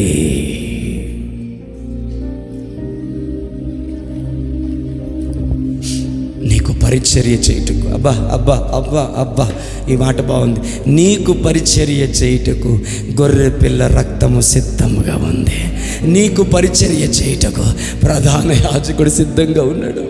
నీవు కనికరించబడ్డానికి ఆయన కృపాసనము సిద్ధముగా ఉంది. దాని మీద కృప చూపుటకు ఐశ్వర్యంతుడైన దేవుడు సిద్ధంగా ఉన్నాడు.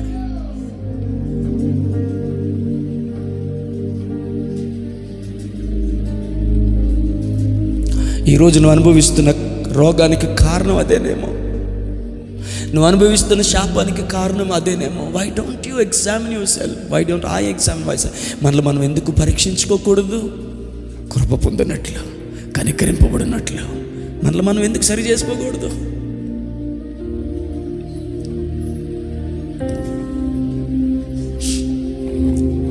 హల్లెలూయా, హల్లెలూయా.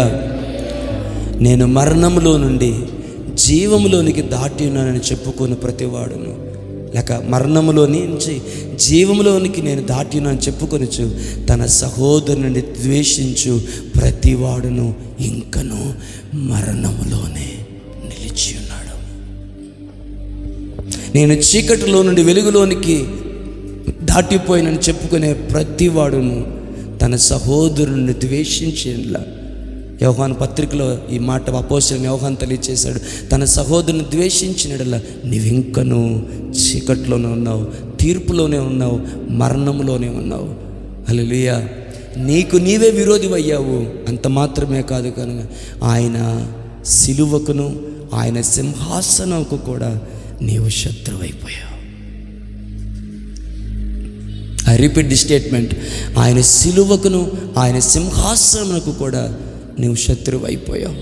అయ్యా అయ్యా అమ్మా, నువ్వు ఆయన సిలువకు ఆయన కృపకు లేదా సింహాసనానికి కూడా శత్రువు అయిపోయావు అంటే అవునా అనేసి వినేసి వెళ్ళిపోతావో, పిల్లలతో ఆడుకుంటూ బళ్ళు ఎగిరించుకుంటూ అట్లనే వెళ్ళిపోతావో, లేకపోతే గుండె పగిలేలాగా ఆయన సన్నిధిలో పశ్చాత్తాపడి కన్నీరు కార్చి హల్లెలూయా కనికరింపబడులాగున సమయోచితమైన సహాయం కొరకు ఆయన కృపాసనం దగ్గరికి చేరుకుంటావు. నీ ఇష్టం అమ్మ. వెనుకున్న వారికి ముందున్న వారికి చెప్తున్న స్టేట్మెంట్ మీ ఇష్టం. నువ్వు కనికరించబడాలి అనుకుంటే అతిక్రమం దాచిపెట్టువాడు వర్ధిల్లుడు, వాటిని ఒప్పుకొని విడిచిపెట్టువాడు కనికరించబడతాడని రాయబడి ఉంది. హల్లెలూయా, హల్లెలూయా, హల్లెలూయా, హల్లెలూయా. కొంచెం గట్టిగా చెప్తారా? మిగతా వచ్చేవారం మనం మాట్లాడుకునే ప్రయత్నించాలి. తప్పదు ఏంటంటే మనకి చెప్పాను కదా, టైంకి ముగించేయాలి. 3 వేస్ చెప్పాను. హల్లెలూయా, హల్లెలూయా, ప్రైజ్ ది లార్డ్. నీకు నువ్వు శత్రువు అయిపోయే 4వ వే ఏంటి అంటే ప్రార్థించలేకపోవడం. వచ్చేవారు వివరిస్తాను. 1 ప్రార్థించలేకపోవడం. హల్లెలూయా, హల్లెలూయా, హల్లెలూయా. 5వది నీ సోమరితనం.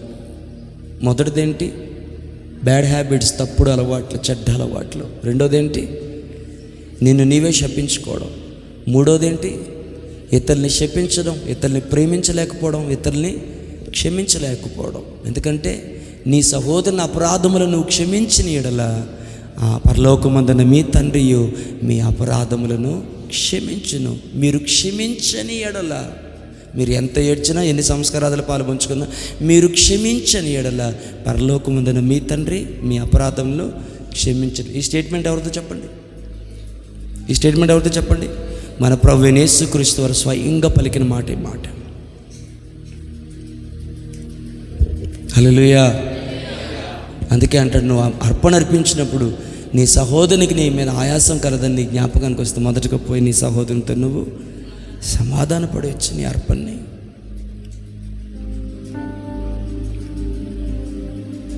Praise the Lord. హల్లెలూయా. దేవుని నామమునకు మహిమ కలుగును గాక. సో నాలుగోది ఏంటి? ప్రేయర్లెస్నెస్. ప్రార్థన లేకపోవడమే నీకు నువ్వు శత్రువు. ఇంకా చెప్పనా, నీ కుటుంబానికి కూడా నువ్వు శత్రువు. ఇంకా చెప్పనా, సంఘానికి నువ్వు శత్రువు. ప్రేయర్లెస్నెస్, ప్రార్థన లేకపోవడం. అయ్యా అయిపోయింది, మిమ్మల్ని ఇబ్బంది పెట్టను. 10 నిమిషాలు, 10:11 నేను చూస్తున్న టైము. మేము ఒక 5 నిమిషాలు చెప్పి మిగతా 10 నిమిషాలు నేను మిమ్మల్ని కొంచెం హెచ్చరిక చేయడానికి నేను వాడుకుంటాను. హల్లెలూయా. లేక ప్రార్థనలో వాడుకుందాం. దేవుని మహిమ కలుగును గాక. ప్రార్థన లేమి ఏం చేస్తుందంటే అపవాదికి చోటిస్తుంది. మీరు శోధనలో ప్రవేశింపకుండానట్లు మెలకువ కలిగి ప్రార్థన చేయుడి.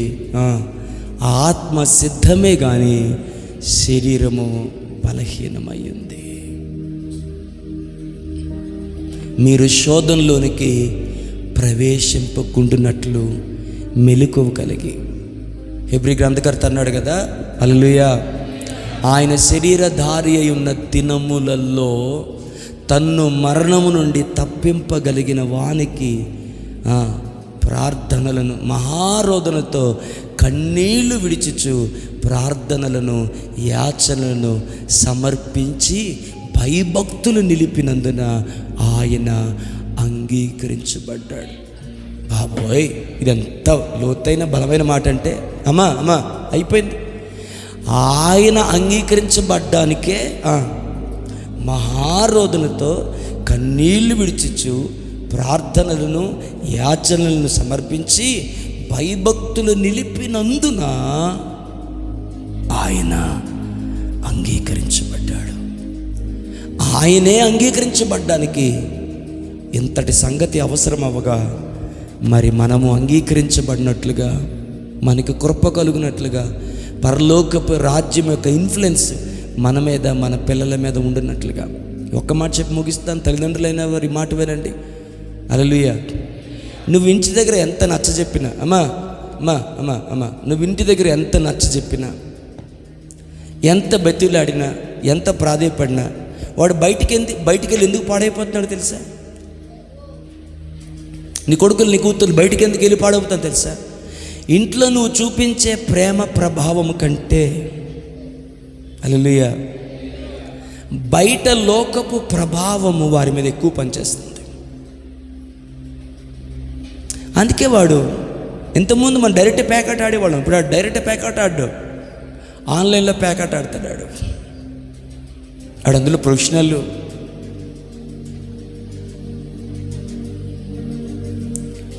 వాడు బయటికి విగ్రహారం చేయడు, లోపల విగ్రహాలను ఉంటాయి. వాడు దుష్టత్వం అంతా అంతరంగంలో విషతుల్యంగా ఉంటుంది. హల్లెలూయా. నా మాట కరెక్ట్గా అర్థం చేసుకోండి. నీ ప్రేమ యొక్క ప్రభావం కంటే, నీ ఇంటి వాతావరణపు ప్రభావం కంటే ఎక్కువ ఈ ప్రభావం చూపుతుంది ఏమిటంటే బయట స్నేహితుల యొక్క మాటలు, బయట ప్రపంచం, సినిమాలు, పోకిరి మాటలు, సెల్ ఫోను, వీటి ప్రభావం నీ పిల్లల మీద ఎక్కువ ఉంటుంది. వాడు అస్సలు సెల్ ఫోన్ వదలట్లేదండి. హల్లెలూయా. దానికి కారణం ఏంటి తెలుసు? సెల్ ఫోన్ యొక్క ప్రభావం వాడి మీద చాలా ఎక్కువ ఉంది. నేనేం చెప్తున్నాను తెలుసా? ఏంటి పాస్టర్ గారు ఎంత వివరంగా చెప్పారు అంటే, హల్లెలూయా, నీ ఇంటి ప్రభావము కాదు, లోకపు ప్రభావము కాదు, స్నేహితుల ప్రభావం కాదు, సెల్ ఫోన్ ప్రభావం కాదు, పరలోకపు రాజ్యపు దేవుని ప్రభావము, the influence of the heaven influence వారి మీద ఉండులాగున. ఆమేన్, హల్లెలూయా. పరలోకపు రాజ్యం యొక్క ఉనికిని, పరలోకపు రాజ్యపు యొక్క ఏలుబడి, పరలోకపు రాజ్యపు యొక్క సన్నిధి వారిని ప్రభావితము చేయనట్లుగా ఆయన సన్నిధిలో మనము కన్నీరు కార్చాల్సింది. నువ్వు ప్రార్థించాల్సినంతగా ప్రార్థించకుండా ఎవరినంటావు? ఈ మాట నన్ను ఏమనుకోకండి, సిగ్గు లేకుండా ఎవరిని విమర్శిస్తావు? నువ్వు దైవజనుడినా, లేకపోతే వాడితో ఫ్రెండ్షిప్ గట్టి తిరిగే వాళ్ళ? నా కొడుకు మంచోడే, ఆడితో కూడి అలా, వాళ్ళమ్మ కూడా అలాగే అంటుంది. మరి వాళ్ళమ్మ కూడా అదే అంటుంది, నా కొడుకు చాడు మంచోడు, పలానోడితో తిరిగి నా కొడుకు ఇటు ధైర్యం. వాళ్ళమ్మ కూడా అదే అంటుంది, కాకిపిల్ల కాకి ముద్ద అన్నట్టు. ప్రతి అమ్మ అనేది అదే, ఆడితో తిరిగి అడుగుడే ధైర్యపడాడు. హల్లెలూయా. నేను మాట అన్నా, మనసుని కష్టం కలిగినా చెప్తాను ఒక మాట. హల్లెలూయా. వాళ్ళు చేయాల్సిన వాళ్ళు చేస్తున్నారు, పక్కన పెడితే నాకు ఆన్సర్ చేయగలగాలి. మీరు చేయాల్సింది మీరు చెయ్యలేదు, చెయ్యట్లేదు. ఏంటది?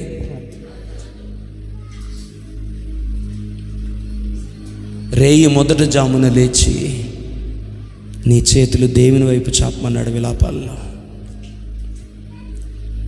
యవనస్తులు రాజు వీధులలో, యవనస్తులు లేకుండా మరణం కిటికీలు గుండా ప్రవహిస్తుంది. మరి ఏం చేయాలి ప్రభువా? ఏం చేయాలి? టీవీ చూడాలి. ఏం చేయాలి? ముసలం ముచ్చట్లు చెప్పాలి. వాళ్ళ మీద వీళ్ళ మీద పడి సత్తా ఉండాలి, వాళ్ళ మీద వీళ్ళ మీద. మన బతుకులోడు బాగోలేదు. నేను ఒక్క మాట చెప్తానరా, మీలో చాలామందికి ఒళ్ళు మండుతుంది, అయినా చెప్తాను. ఈరోజు మన కొంపల్లో నెమ్మది లేకుండా, సమాధానం లేకుండా, సంతోషం లేకుండా మన పిల్లల బతుకు ఎందుకు బాగోలేదు తెలుసా? ప్రతి కాని దాన్ని నీ నెత్తి మీద వేసుకొని ఇతరుల జీవితాలు ఏం చేస్తుందో మీటింగ్లు ఎట్టి నోటుకొచ్చినట్టు మాట్లాడే చూడు. మీకు కోపం వచ్చినా, దీన్ని మీరు అంగీకరించకపోయినా దైవజనుగా చెప్తున్నాను, మీరు పశ్చాత్తాపడతారో లేకపోతే మొహం మూతి పక్కన తిప్పుకొని మా గురించి చెప్పారు పాస్టర్ గారిని వెళ్ళిపోతారో, మీ కర్మ, మీ విజ్ఞతకు వదిలేస్తున్నాను ఈ విషయాన్ని. కానీ ఈ విషయం చెప్తున్నాను, ఈరోజు నీ ఇంటిలోనే, హల్లెలూయా, నీ పిల్లల యొక్క దాష్టికాన్ని, దరిద్రాన్ని నువ్వెందుకు భరించాల్సి వస్తుందో తెలుసా? నీకు కాని దాని దగ్గర వెళ్ళి తలపెట్టావు. నీ కాని విషయాన్ని నెత్తి మీదకి తెచ్చుకొని, నీకు సంబంధం లేని కూటములలో, నీ సంబంధం లేని దుష్టుల సభలలో నువ్వు కూర్చొని మాట్లాడావు. తెలుసుకొని మరి మాట్లాడావు. నీ పూర్తిగా నిజం తెలియని దాని గురించి మాట్లాడావు. నీకు తెలిసిన దాని గురించి, విన్న దాని గురించి సత్య విరుద్ధంగా మాట్లాడావు. అలా నువ్వు మాట్లాడుతున్నప్పుడు, నీ నోరు వాగుతున్నప్పుడు, పాస్టర్ గారు వినలేదమ్మా, పాస్టర్ అమ్మ గారు వినలేదమ్మా, నువ్వు ఎవరి గురించి మాట్లాడుతున్నావో వారు వినలేదమ్మా. ప్రమాదం ఏంటో తెలుసా? పరిశుద్ధ దేవుడు విన్నాడమ్మా, సైన్యములకు అధిపతి యెహోవా విన్నాడు అమ్మా. అది భయంకరం కదా, ప్రమాదకరమైనది. ఇంకోటి చెప్పనా? అపవాది కూడా విన్నాడు. ఇప్పుడు కూడా నీ పెదవి విరుచుకొని ఈ మాట మా గురించి పాస్టర్ గారు అన్నారని మొహం తిప్పుకొని వెళ్ళిపోతావా? ప్రైజ్ ద లార్డ్ తల్లి, ప్రైజ్ ద లార్డ్. ప్రేమగా నీకు నిండు వందనాలు. పశ్చాత్తాపపడి ఆయన సన్నిధిలో ఈరోజు నా కుటుంబంలో, నా ఇంట్లో ఈ అరుపులకి, ఈ కేకలకి, ఈ దరిద్రానికి, ఈ దౌర్భాగ్యానికి కారణం నిజమే ప్రభువా. నా బతుకు బాగోలేదు, అందరికీ తీర్పు తీర్చాను. నా బతుకు బాగోలేదు, అందరి విషయాలు మాట్లాడాను. లేనిపోని మీటింగ్లు పెట్టాను నా కొంప దగ్గర. సహోదరుల విరుద్ధంగా, సహోదరి విరుద్ధంగా, దైవజనులకు విరుద్ధంగా కోటా మీటింగ్లు పెట్టాను నా ఇంట్లో. వచ్చిన వారు ఎవరు నా ఇంట్లో బాగోలేని రోజున నాతో పాటు ఒక గంట మోకాళ్ళు వేయడానికి వాళ్ళెవరూ రాలేదు. కానీ సంఘం మీద, సమాజం మీద, దైవజనుడి మీద సాడీలు చెప్పడానికి వచ్చి నాతో పాటు కూర్చున్నారు. వారితో మాట కలిపాను, వారితో చేయి కలిపాను, వారి నవ్వులో నవ్వు కలిపాను, వారి కోపంలో నేను కోపాన్ని కలిపాను, వారి దరిద్రంలో నేను పాలు పంచుకున్నాను. నన్ను క్షమించు ప్రభువా. నా కుటుంబమే బాగోలేదు, నా కొడుకే బాగోలేదు, నా కోడలే బాగోలేదు, నా కూతురే బాగోలేదు, నా బతుకులే బాగోలేదు, నా శరీరమే బాగోలేదు, నా స్థితే బాగోలేదు. ఇతరుల గురించి మాట్లాడడానికి ఏముంది? నాకేం సరిపోద్ది? నేను ఒక్క మాట అడిగినా, మన బతుకులు బాగోలేనప్పుడు మన కుటుంబాలు బాగాలేనప్పుడు ఇతరుల గురించి మాట్లాడే ధైర్యం మనకి ఎట్లొస్తుంది? భయం వేయట్లేదా? అంత దుస్సాహసానికి అంత దుస్సాహసానికి ఎట్లా ఓడగట్టగలుగుతున్నారు మీరు? ఎట్లా ధైర్యం చేయగలుగుతున్నారు? ఒక పక్క అనుభవిస్తూనే ఇంకో పక్కన ఇంకా దరిద్రాన్ని పెంచుకుంటున్నారు ఎందుకు? చక్రవడ్డీ బారు వడ్డీలాగా.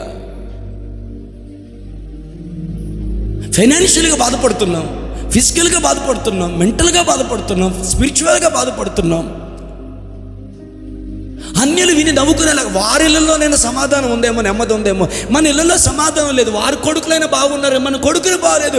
వారి సంసారాలైనా బాగున్నాయి, మన పిల్లల సంసారాలు బాగోలేదు. వారి ఆరోగ్యాలైనా బాగున్నాయి, మన ఆరోగ్యాలు బాగుండి తగలలేదు. సరిపోలేదు ఈ దరిద్రం మనకి. ఇంకా తెచ్చిపెట్టుకోవాలి అనవసరమైన మీటింగ్లు ఎట్టే, కోటాలు ఎట్టి, అందరి గురించి మాట్లాడుకొని సిగ్గు రాదా మనకి?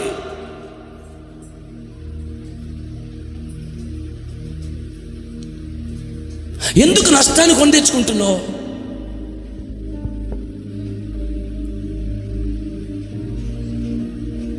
అరుస్తున్నానని బాధ ఇస్తే నీ దగ్గరికి వచ్చి కాళ్ళు పట్టుకొని నీ కాళ్ళు నా గుండెకు హత్తుకోవడానికి సిద్ధంగా ఉన్నాను. అనుభవిస్తుంది చాలు. దాంట్లోంచి ఎలా బయటికి రావాలో ఆయన కృపను వేడుకుందామమ్మా. ఉచ్చరు ఇంకా పెంచుకుంటావు ఎందుకే తల్లి? పరిస్థితులు ఇంకా పాడు చేసుకుంటావు ఎందుకు? ఉన్న దాంట్లోంచి బయటికి రాడట్టు చూడు. ఇంకా మాట్లాడి ఇంకా లేనిపోని కోటాలు పెట్టుకొని సంఘం మీద, సమాజం మీద, దైవజనుడి మీద ఇష్టానుసారంగా ఇంకా ఎందుకు కొని తెచ్చుకుంటుంటావు?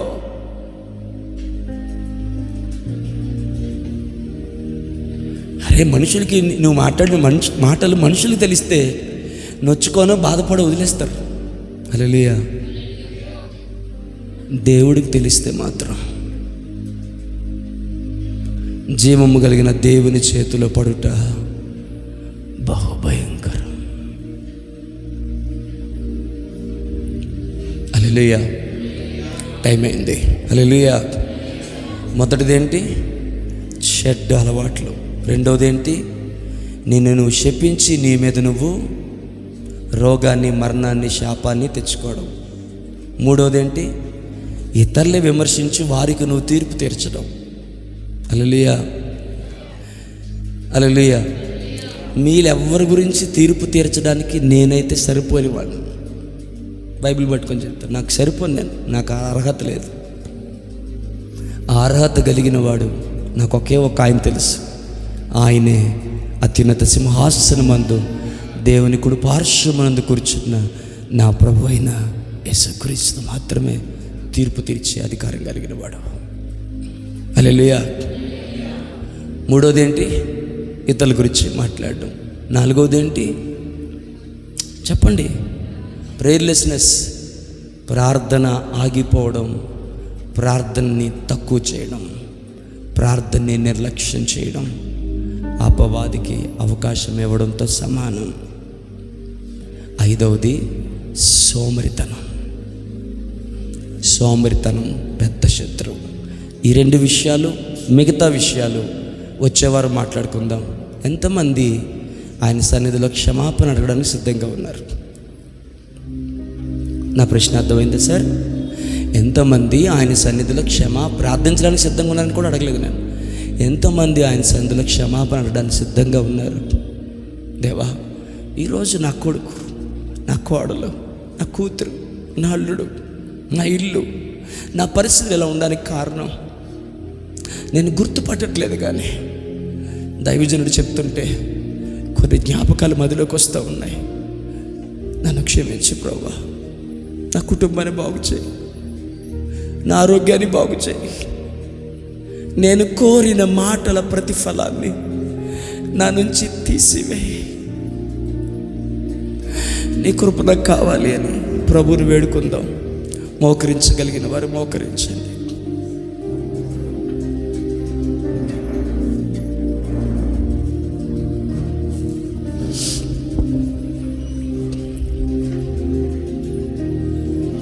మోకరించగలిగిన వారు మాత్రం మోకరించండి.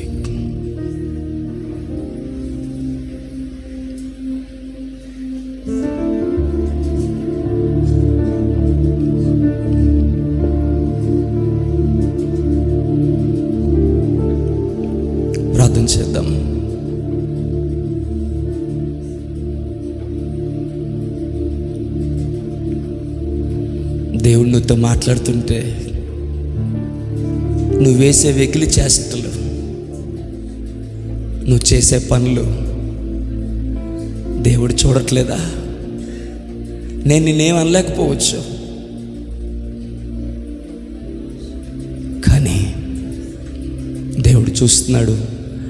ఆయన సన్నిధిలో నువ్వు ఎలా ఉన్నావో. ఆయన సన్నిధానానికి వచ్చి పరిశుద్ధాత్మకు ఆటంకకరంగా ఉండడం కంటే ఆయన సన్నిధికి నువ్వు రాకపోవడమే నీకు మేలేమో కదా.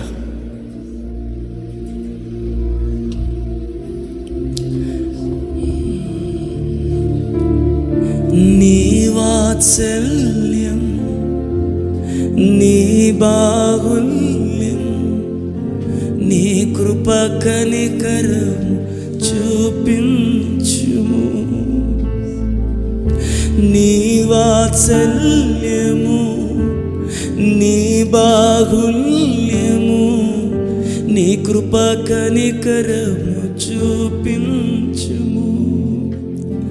పాపము చేశాను, దోషినయ్యున్నాను. పాపము చేశాను, దోషినయ్యున్నాను. తెలిసి ఉన్నవి నా అతిక్రమమే, తెలిసి ఉన్నవి నా పాపములే. తెలిసి ఉన్నది నా అతిక్రమం, తెలిసి ఉన్నవి నా పాపములే. నీ సన్నిధిలో నా పాపమునే ఒప్పుకుందునా. నీ సన్నిధిలో నా పాపము ఒప్పుకుందునా. చేతులెత్తి శుద్ధ హృదయం కలుగా చేయము, శుద్ధ హృదయం. చేతులెత్తడం నీకు కష్టమైతే వదిలే, చేతులెత్తడం నీకు నామోషి అయితే వదిలే, చేతులెత్తిన ఓపిక ఇప్పుడు నాకు లేదంటే వదిలే. ఎత్తగలిగిన వారు మాత్రం బాగా పైకెత్తి నా చేతుల రక్తాపరాధాన్ని కడుగు యేసయ్యా. ఇందాక దైవజనుడు హంతకుడా అని పిలిచాడు కదా, అది నేనే. హంతకురాలా అని కేకేశాడు కదా, అది నేనే ప్రభువా. నాకు తెలుసు, పిలిచిన దైవజనుడికి తెలియదేమో కానీ నాకు తెలుసు.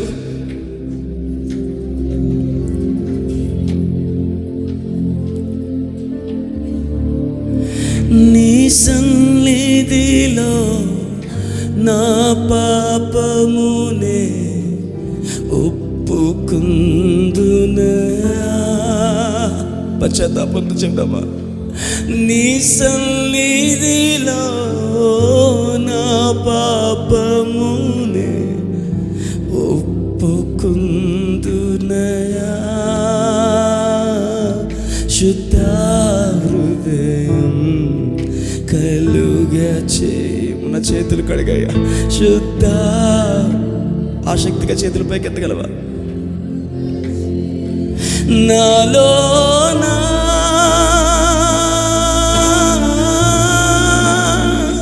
నాలో నాలో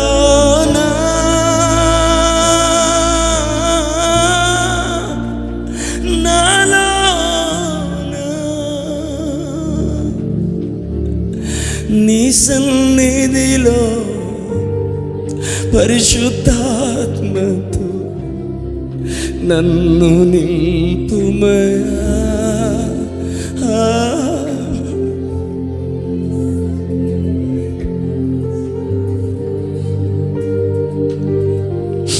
నన్ను నింపుమయా. శుద్ధ హృదయం కలుగచే. యేసయ్యా యేసయ్యా